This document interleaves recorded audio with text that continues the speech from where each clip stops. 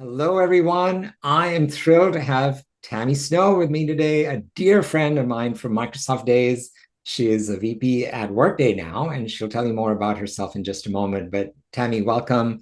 I'm thrilled to have you here. It's so good to, just have a conversation about respect today. So please tell us a bit about yourself, and then we'll dive in. Thanks, Bobby. It's great to see you after a few years of being able to hang out together. As you mentioned, I'm a VP at Workday. I lead our user experience disciplines, so research, analytics, and design. We refer to ourselves as RAD, which is just such a great acronym on a number of levels. Um, I'm really happy to be here with you to talk about this very topic. I remember back in the day when the two of us worked at Microsoft, we had similar charters, but worked in different organizations. And one of the things that I really appreciated about you from the very beginning is that you were willing to engage in a respectful dialogue where we didn't always approach things from the same perspective. But I learned so much from the conversations that we had because you were willing to have those conversations in a way that you listened to me and you spoke to me candidly and clearly. It was awesome. So happy to be here with you, talking about this in particular. I love it, Tammy. And you're getting me a little emotional. It's like I just felt like I was revisiting my younger self. It's like that guy, it's been over a decade. Thank you. I'm honored. I'm really honored. And likewise, right back at you. I enjoyed our just respect for each other around perspectives, right? And that it taught me how to enrich connection and strategy in a way that really accounts for different perspectives, even if we disagree or not with each other. Yeah, it's such a hard question to answer in a way because the definition could be incredibly robust and comprehensive. But, for me at the simplest level, respect is about knowing yourself and your own values well enough and being grounded in that so clearly that your ability to connect in an authentic and compassionate way with other people is very strong. Um, for me, that's just like the foundational piece of respect. It starts with respecting yourself and it makes it easier to respect others. Mm, So glad you went there.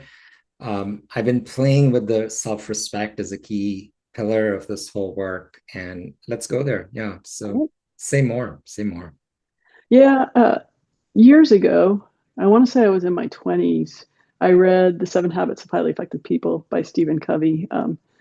Fun fact, I went to high school with Stephen Covey's kids. Yeah, I loved the book. It resonated with me so much. And one of the things that I really valued about it at that particular point in my life were the first three principles or habits, which are really about that your internal locus of control, who you are, and learning how to lead yourself and lead yourself, with some very clear guiding principles. So I focused on that a lot. And I think that's where it from for me is having practiced something that was grounded in creating habit.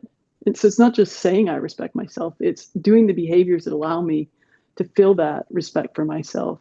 Taught me that, oh, when I do this, it makes it much easier for me to do the other things that are about respecting and leading other people. Yeah, I love that.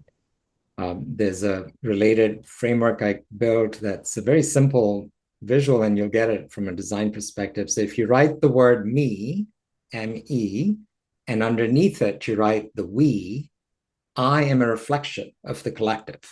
That actually Beautiful. became a moniker at a company that's in Bellevue, Edifax. I believe they've been sold since, but at least till recently, that's right at the entrance, a whole wall with that mirroring to remind us that, yes, of course, we are about the collective. But what I find often when we only focus on we and we downplay the I and the me because we think that's ego, the really powerful way to do it is the way you're describing it, Tammy, the way I'm hearing you, is when each of us take responsibility for the self and our part in the collective, that makes the collective more strong. Yes, love that. Yeah. So let's go to, how do you know when there is respect in a company culture? The way I feel respected is when people are willing to have candid conversations with me. So, and sometimes hard conversations. I've heard the term used um, at the company I currently work in and in other contexts that people say we have an ice problem. And I think a lot of times it's easy for us to conflate being nice and not telling people the hard truths with being respectful. And I actually disagree with that. I love it when people that either report up to me, who are my peers or who I report up to, are willing to bring hard truths to me and have a conversation about those hard truths. That's a sign that they respect me, they trust me, they believe that they're going to get the same reciprocal candor from me. That we're doing so in a way that is respectful, of course, and recognizing that we all come to the conversation with our own unique perspective. Um, Being listened to, not talked over, is also very important. And then I'd say the final thing is after these hard conversations, when the other individual is willing to agree and commit and take, act on what we discussed, and even, maybe sometimes more importantly is we disagree and we still commit and we still take the actions that need to be taken. That is, to me, is a great sign of respect. Yeah, very proactive, right? I'm Yep. actually not a fan of the let's agree to disagree. To me, usually when we say that, we're closing a door. Yes. We're not really open to truly understanding the other and then finding a path to at least something that we can align on. Hmm. Doesn't have to boil the ocean. That's the respect ocean takes you through that. But the other thing I'm reminded of is I just had another Microsoft flashback. You probably were there at this event. So at the company meetings with Steve Ballmer days, where he got vulnerable once and said on stage with all of us there and the world watching, I've received feedback that I'm very open. I just say it the way it is. And my wife and others have said, I've got to add respect with that. That still stays with me, and I have great respect for him Yes. to share that and then or like really out himself in public with that it is that combination. And I think that's what we both experienced in that culture, is at times it can be toxic Hmm. and has to be caught and course corrected, but the intent of it is much better in my opinion than passive aggressive cultures. Yes. Kindness becomes another form of toxicity. I agree. Yeah, I like Brene Brown is one of the authors and leaders that I really appreciate listening to and learning from. And she has the concept of talk to people, not about people. That's another one. If I hear that people are talking about me or talking about each other or other things behind backs, that is to me is the ultimate sign of disrespect. So let's go to the other side now, Tammy. So when you do end up with disrespect, either let's start with you. When someone has disrespected you, how do you navigate that? Uh, uh, You know, I have a tendency, and probably it's lived experience and having been on the planet a long time. When I was younger, I would have probably avoided having a conversation about it and just let it bother me. Or I would just, whatever, I'm just going to move on from it. If it's if it's important enough to me and it feels like it's going to undermine what the team is doing, what the business, the company is trying to achieve, I will have the conversation very directly with the individual and often really lean into curiosity about it rather than coming with judgment about it, which can be very difficult, especially if you feel personally hurt by or attacked by that disrespect. But I find when we assume positive intent and recognize that often, and I actually fundamentally believe this about humans, I think most of the time we do operate from a place of positive intent. It's just our execution can be flawed. So going into a conversation, having assumed positive intent makes it much easier for me. And I find that those conversations tend to go better. I don't do it well all the time. I've had situations where I have gone into it with my defenses up and believing that the other person was just doing this thing intentionally to either undermine me or someone else. And those conversations tend not to go well. And then you've got the hard work of trying to rebuild trust after you've diminished trust. Yeah. Yeah, thanks for that vulnerability. I imagine all of us have experienced that. I'm certainly in that place of we learned along the way. Also, a reminder around what's coming up for me with that piece is perfection is also another addiction, and it's more excellence around, gee, what did I learn from that? How can I avoid that next time? and how do I want to make amends if I choose to? So when you're describing sort of your journey with that, I heard the business impact and really addressing something if it's going to have a business impact. Is it fair to assume then also relational Oh, yes. impact, right? So if you care about, I want to be in good relation with the person, that you would invest in working through that. Yes, that is absolutely true. Yeah. Yeah.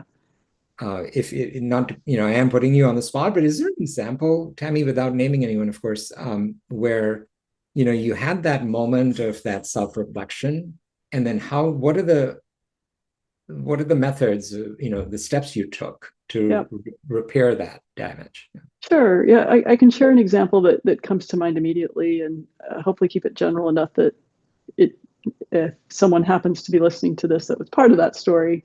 I had a situation probably almost 2 years ago where a member of my leadership team, I shared something that I didn't explicitly say this thing should be kept confidential, and assumed that that individual would understand this isn't something you go talk to other people about. And I found out shortly after that that person had shared information with other people, and it created some inner team challenges that were, it didn't have to be that way. And I felt like the person at the level they were at should have understood that even though I didn't explicitly say this, you don't go share this information. Um, I cared enough about this individual, I cared enough about the relationship that I have with them and the relationship they have with their peers, and then the inner team dynamics, that uh, the next time we were in person, which was shortly after that, I asked if we could have a few minutes to speak about it. And I just brought it right out into the open, and presented it in a way of saying, I care enough about this relationship, and I care enough about your relationship with your peers and what we have as a team, that we have to have this conversation. And it was hard for me because I do care deeply for that person and didn't want them to feel hurt or discouraged or disciplined, because that was not the intent.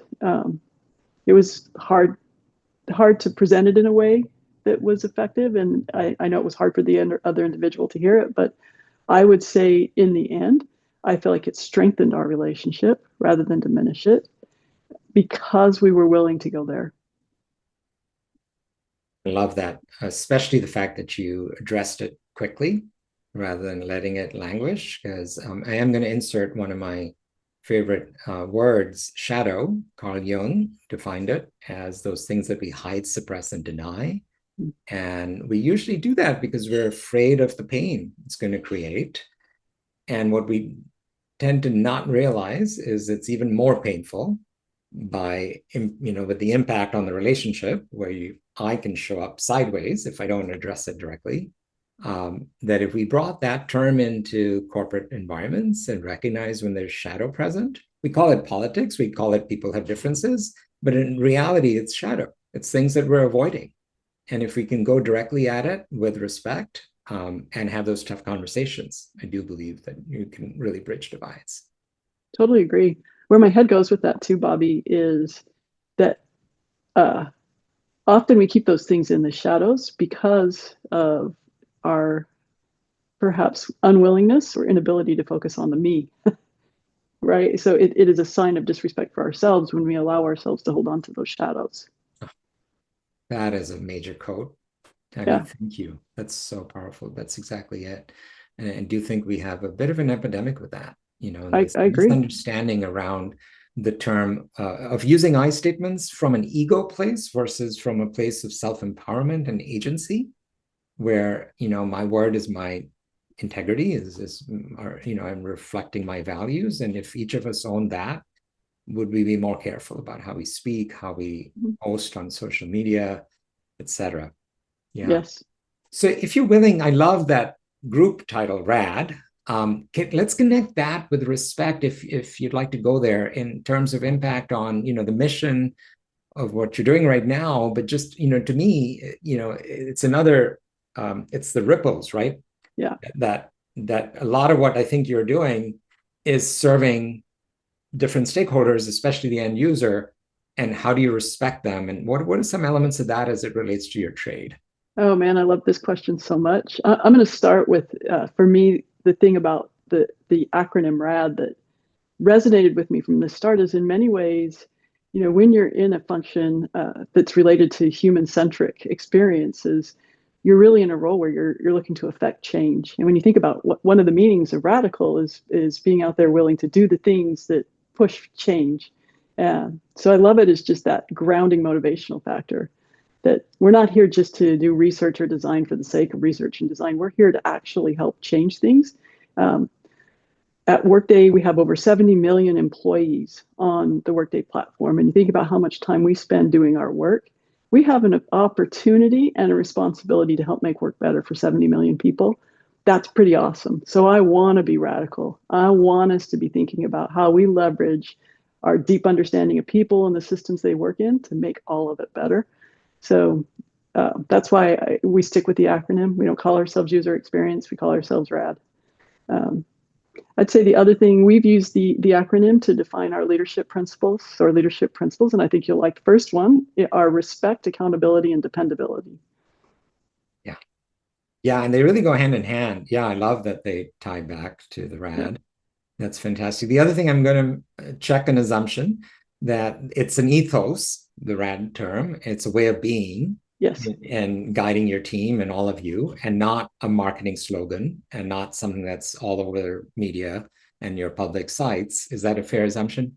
absolutely fair. Yeah. Yes, yes, Yeah. I so resonate with that because I think often we leadership teams, um, if you don't take the time to decide what's internal versus external, and many times those bleed.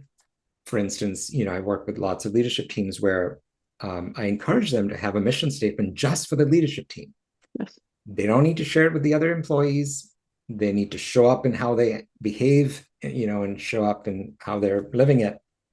Certainly not an external statement to put up on your website or tell your clients about, but it's again exactly. the ethos of how you show up. Yep. I love that you call that out, Bobby, because I'm just such a big believer that words matter for sure, and saying those words help ground us and keep us, for lack of a better word, I think in our ethos and in our integrity. But what matters more than anything is how we show up. What are the things that we do to demonstrate that ethos? Yeah, It can't be just absolutely. words. That's empty and it's performative. Exactly, exactly. I feel like we've come full circle to where we started with the self-respect. So this Yes. is beautiful and really ties with character and how we show up with our values and how we carry ourselves. Yeah. Yep. All my words, actions, and deeds, add up to my impact on the people I interact with. What a thrill, Tammy. So let's close with your top tips for folks on how to have more respect in work cultures. Um, well, I'm going to go right back to where I started. I think number one is know yourself, know what your values are, know how you want to show up. How do you want to be viewed by the people who you spend time with every day? Um, be consistent in who you are. I am the same Tammy at home as I am at work. I may wear the boss lady hat a bit more at work than I do at home, but I don't. I've been in a place in my career before where I tried to be one thing at work that wasn't consistent with what I was at home, and that's just too painful. It takes way too much energy. And then I think if you start with that um, closest, I often talk to my son about start with the things that are closest to you. The thing most close to you is yourself, and then you go one step out. How do you show up for the people who you spend the most time with? And at home, that's my family. At work, it's the people who report to me directly and the person I report directly to and my peers. And then you just keep that circle going out and out and out. And then you just see all sorts of goodness.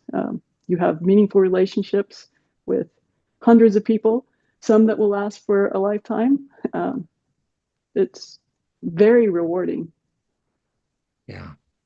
I love it, Tammy. You just took me to the visual of I used way back when I started my consulting practice of dropping a pebble in a still pond of water and the ripple that we Yep. create, right? So it is all about that ripple, but it starts at the center with Yes. us being that pebble in Yep. this big cosmos. Yeah. Early in my career, I really struggled with the concept of having a personal brand.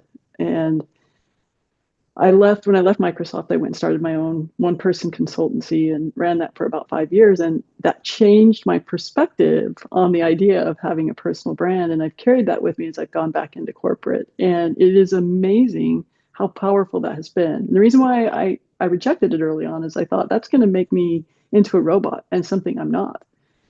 But because I took the time and the intention to make sure that I know my values and I attached my personal brand to those values and I wrote it down and I revisit it every single week, it has helped me to be a much more authentic leader and a much more confident leader and a much more respectful leader and a much more respected leader. Yeah, I love that, Tammy. That's really powerful. And what a great way to close and remind us that everything really does start with us, right? Yep. And from a place of responsibility rather than ego. Yes. Such a thrill, Tammy. Thank you so much for your insights and wishing you all the best, my friend. Thank you, Bobby. It was so great to reconnect with you.